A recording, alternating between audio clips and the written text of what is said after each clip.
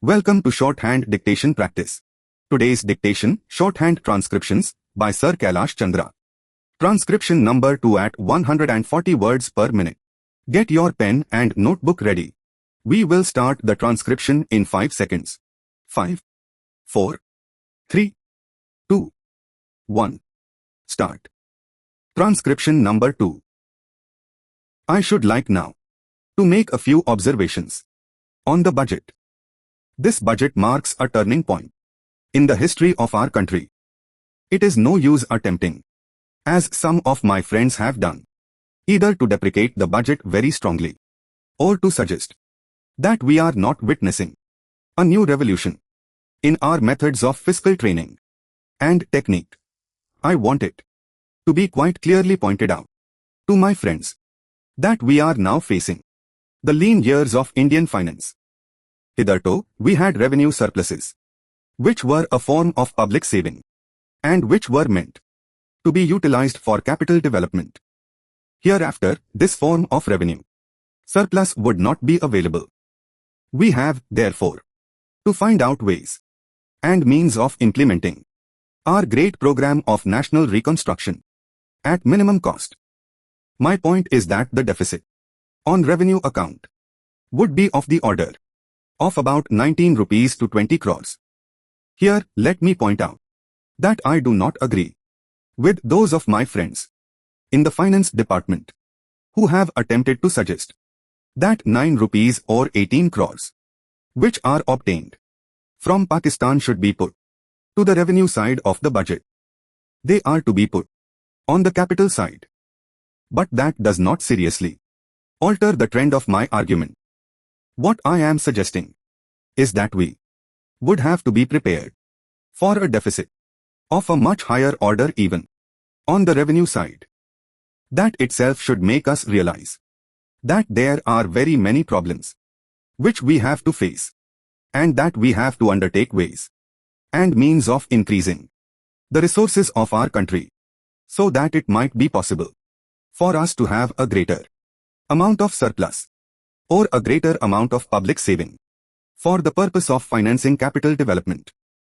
The Finance Minister, in the course of his speech, Mr. Deputy Minister, pointed out that the deficits during the past 2 years were of the order of 83 crores rupees.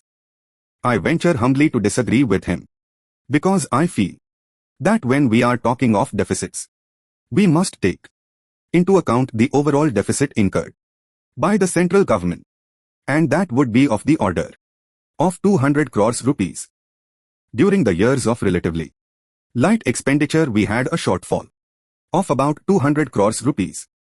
Undoubtedly, now when we are going to have a very great amount of expenditure, we might have a greater amount of deficit, and we would have to find out ways and means of trying to meet our capital expenditure.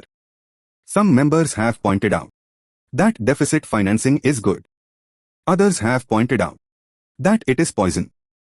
One member who preceded me pointed out that it could be taken like a tonic. Now, I am not willing to enter into the merits of deficit financing or demerits of deficit financing in an academic spirit. The time has now come when we should face realities.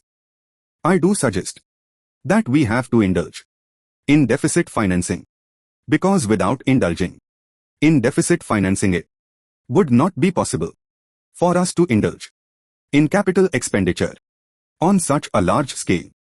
But when we are talking of the scope of deficit financing, I would like to place before the House and the Finance Minister the two great limitations which face us. The first limitation that faces us is that concerning the internal price level. The Finance Minister referred to the cost of living.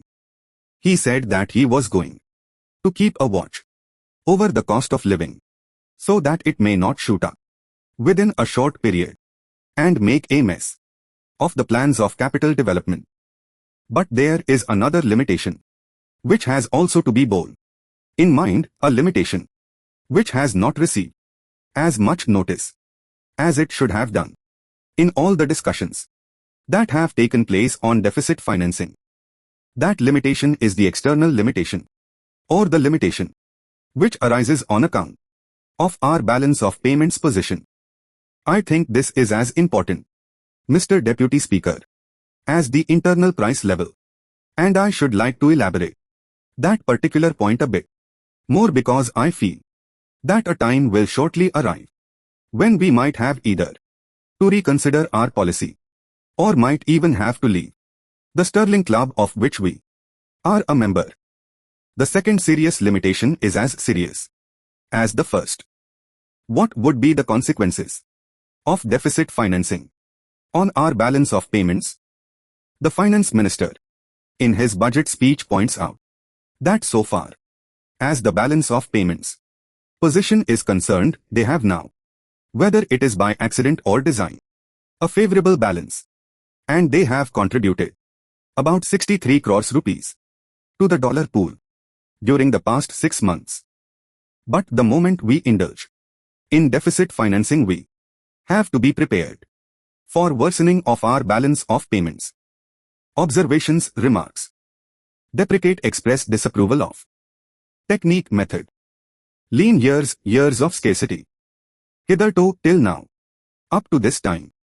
Hereafter, after this time, in future. Overall, including everything.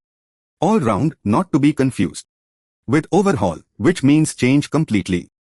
Incurred, created. Relatively, comparatively.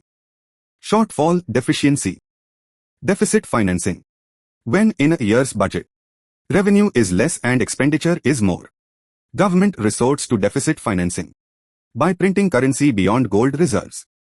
Preceded when, before another person, not to be confused with proceeded, which means went forward.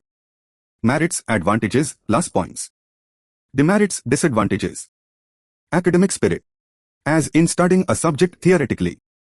Indulge in, to get involved, always followed by the preposition in. Make a mess of, idiom, to create great confusion.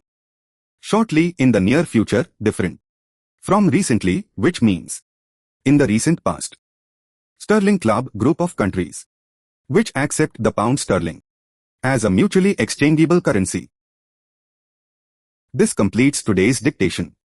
Practice well and see you in the next session.